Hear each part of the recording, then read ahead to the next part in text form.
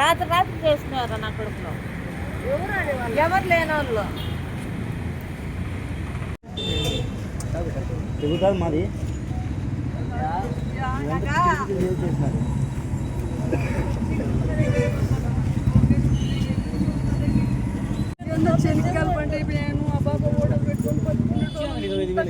యాభై లేకుండా ఆడే వేసేసినారు బంకే లేదు సార్ ఈ సగాలు లేకుండా మీరే ఎట్లనే డబ్బులు ఎన్ని ఇచ్చారా నీకు మళ్ళీ ఇస్తాము ప్రభుత్వం రావాలని చెప్తారు వాళ్ళంతా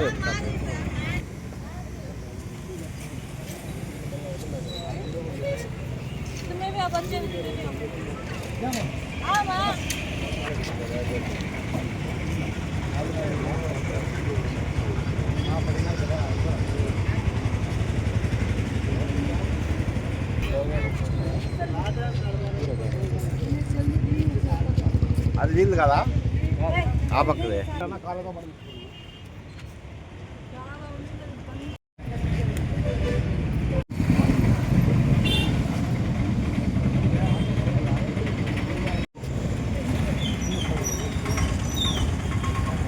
బాబు లోకల్ తీసుకోమ్మా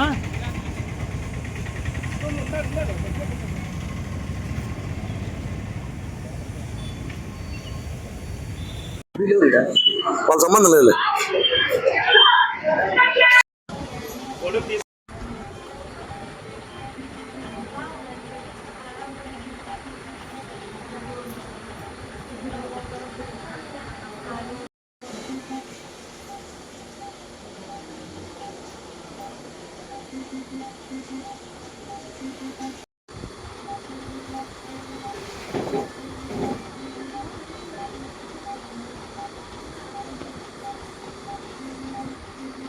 నా పేరు అస్మత్.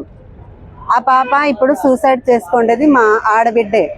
గత 12 సంవత్సరాల నుంచి DCMS రోడ్డు 2nd డివిజన్లో హోటల్ వేసుకొని జీవనోపాధి గడుపుకుంటూ ఉన్నది ఆ పాప. ఇంతకుముందు చైర్మన్ ఉన్నారు, మాకు రాసి ఇవ్వలేదు ఆ పాపకి. మేనేజరు డిపాజిట్ కట్టించుకున్నాడు 25,000 2018లో. మీకే రాసిస్తానమ్మా అని చెప్పినాడు. మళ్ళీ 1 మంత్ అక్కడ పెట్టుకొని తర్వాత నేను వద్దులేమ్మా తీసుకెళ్ళండి, మీరే ఉందురు, షెడ్ వేసుకోండి, ఆ తర్వాత రాసిస్తాను అన్నాడు. ఆ తర్వాత షెడ్యూల్ వేసుకొని అంతా చేసుకున్న తర్వాత ఇప్పుడు వేరే వాళ్ళకు రాసిచ్చినారు. ఇప్పుడు తిరగని అది ఏమంటారు గుమ్మం అంటూ లేదు. ఆ పాప చైర్మన్ దగ్గర పోయింది, ఎమ్మెల్యే దగ్గరికి పోయింది, సిఐ దగ్గరికి పోయింది, ప్రతి ఒక్క పెద్ద మనిషి దగ్గరికి పోయింది. లాస్ట్కి లోకేష్ దగ్గర కానీ పోయి వచ్చింది. లోకేష్ సార్ అయితే చెప్పినారంట నేను నీకు న్యాయం చేస్తాను అని. ఇప్పుడు అటు పోయి వచ్చినప్పటి నుంచి వీళ్ళకి కోపం ఎక్కువ ఉంది ఆ పాప మీద. లోకేష్ వచ్చి ఏం చేస్తాడు ఈడ, లోకేష్ వస్తాడా ఏమన్నా చేసేదానికి అని. ఇంకో విషయం ఏమంటే చైర్మన్ దగ్గర పోతే ఎమ్మెల్యే అంటారు, ఎమ్మెల్యే దగ్గర పోతే చైర్మన్ అంట అన్నారు. సిఐ గారు చూస్తే ఆ పాపకి ఎలా అంటే అలా మాట్లాడుతూ అన్నారు. ఇప్పుడు ఎవరు ఆ పాపకి న్యాయం చేస్తారు? ఆ పాప ఏమన్నా అయిపోతే పిల్లలకి ఎవరు బాధ్యత తీసుకుంటారు? ఆమె భర్తది ఎవరు బాధ్యత తీసుకుంటారు? మాకి దానికి ఆన్సర్ కావాలా. తర్వాత వచ్చి డిపాజిట్ కడతాము, బాడీగా కడతామంట అన్నాం. ఎంతన్నా కానీ ఎంత కష్టమన్నా కానీ ఇన్ని రోజులు ఉన్న తర్వాత ఎందుకు కట్టాం సార్? కడతాం కదా. మాకు మీరు పెద్ద మనుషులు అందరూ కలిసి న్యాయం చేయండి ఆ పాప. ఇంతే. నిన్న ఏదో సిఐ అన్నారంట, మీ కుటుంబం విషయం చూసుకోమ్మా, సార్కి ఆ స్థలం గురించి రావద్దు అని చెప్పినారంట. అది ఏమో మాకైతే తెలియదు. ఇప్పుడు హాస్పిటల్కి వచ్చిన తర్వాత తెలుస్తుంది పాప సూసైడ్ అటెంప్ట్ చేసింది అని. ఇంటి దగ్గర కాదండి, షాప్ లో చేసుకుంది. మందు తాగింది, ఇది చెట్ల మందు తాగిందంట. ఇక్కడ డాక్టర్లు టెస్ట్ చేసి చెప్పినారు. లేదు ఈ రోజు అండి, ఈ రోజు మధ్యాహ్నం 11:30 12 లోపల జరిగింది.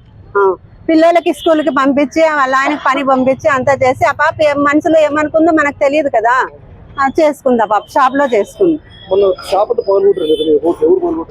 అది రఘును జాఫరు వాళ్ళే ఒప్పుకుంటున్నారు సిఐ ముందర. మొన్న ఒప్పుకున్నారంట. ఆ పాప పిల్లం పిచ్చింటే మేమే పగలగొట్టినాము, ఏమైతే అది చేసుకోపు నీ నుంచి అని చెప్పి పంపించినారు. ఇంకా మా ఆయనకు కానీ భయపడిస్తున్నారంట. వాడు కనిపించడం లేదు, వాని కాళ్ళు చేతులు ఇంచి పెడతాము, వాడు ఎక్కడున్నాడో ఏమో దాంకుంటా అన్నాడు. మాకేం అవసరం అండి గవర్నమెంట్ స్థలాని కోసము దాంకోవడానికి? మీకు ఎట్లా బాడీగా డిపాజిట్ కోసం రాసిస్తారో మాకు అట్లా రాసిమ్మంటాన్నాం అంతే కదా. మా నాయన ఇంకోరు నాయన ఏం సంపాదించలేదు కదా, గవర్నమెంట్కి మేము ట్యాక్స్ కడుతూ ఉంటున్నాము అంతే కదా. దానికి ఇంత హరాస్మెంట్ ఎందుకు? మాకి వైఎస్ఆర్సీపీ ప్రభుత్వం ఉన్నప్పుడు కానీ ఇంత హరాస్మెంట్ లేదు. ఇప్పుడు అంత హరాస్మెంట్, ఆ పాపకి ఎంత సతాయిస్తా అన్నారు. మాకు ఆ పాప ఏమన్నా ఇవ్వతే పిల్లల బాధ్యత ఎట్లా అని మేము భయపడుతున్నాం. దీనికి అందరికీ వాళ్ళే బాధ్యత, వాళ్ళే వహించాలి ఏమన్నా జరిగితే. అంతే. Thank you sir.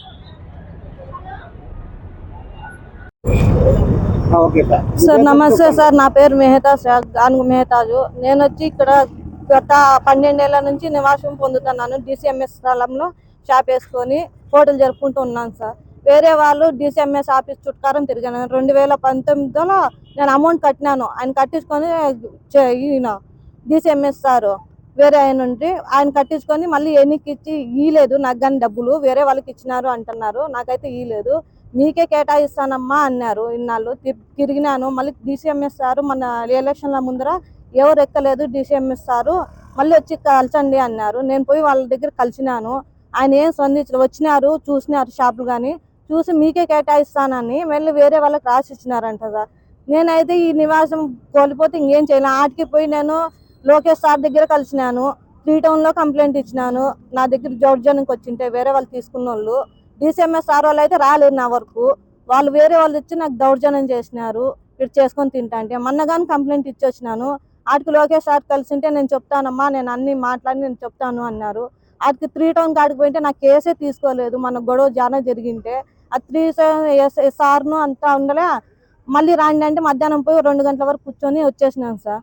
వచ్చేసినాక మళ్ళీ నా కేసు తీసుకోండి అని 5:30కి అని చెప్పిపోయినాను నేను. నా బాబు పోయింటే ఏమన్నారంటే, లేదు నీకు కేసు తీసుకోను, నేను దిక్కొచ్చిన సార్ చెప్పుకోండి, లోకేష్ లాంటి ఎవరికైనా చెప్పుకోండి. నేను ఏమన్నానంటే లోకేష్ సార్ కానీ ఎవరికైనా చెప్పుకోండి, నేను 1 రోజులో 2 రోజుల్లో ఎత్తేస్తాను. వేరే వాళ్ళకి నీ పక్కన ఉన్న వాళ్ళకి చాలా టార్చర్ పెట్టి ఎత్తేసినాం మేము, నువ్వు వినకుంటే నా మాట ఎత్తేస్తాము అని అంటే ఆడికి పోయి ఆడ సోమవారం పోయి ఆడ కంప్లైంట్ ఇచ్చి వచ్చినాను. SP ఆఫీస్లో కంప్లైంట్ ఇచ్చి వచ్చినాను సార్.